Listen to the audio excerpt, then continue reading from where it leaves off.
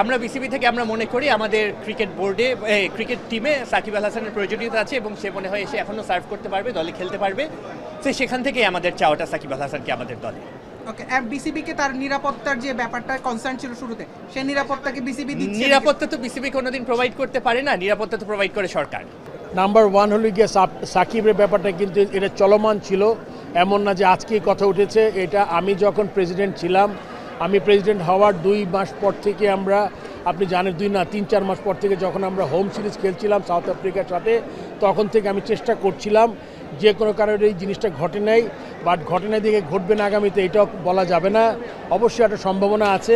তার সাথে সাকিব কিন্তু আমি যখন চেষ্টা করেছি তার থেকে আরও 1 বছর প্লাস হয়েছে ওর ফিটনেস এবং সাকিব যেই প্লেয়ার, এটা আমার মনে হয় যে আপনার ওর জন্য ওর মাথা, আমি বাংলাদেশে যত ক্রিকেটার আমরা তৈরি করেছি আমার মনে হয় এত প্রফেশনাল মেন্টালি, তো ফিজিক্যালটা ঠিক করে ফেলবে। এবং যদি আপনি যেটা বলেছেন, ক্রিকেট বোর্ড সবসময় চায় সাকিব বাংলাদেশের পরে খেলুক যদি ওর ফিটনেস বা সিলেক্টেড হয়, বাট তার অন্য যে জিনিসগুলো আছে এটা ক্রিকেট বোর্ডের হাতে নেই, ওই জিনিসটা সরকারের চেষ্টা করতে হবে।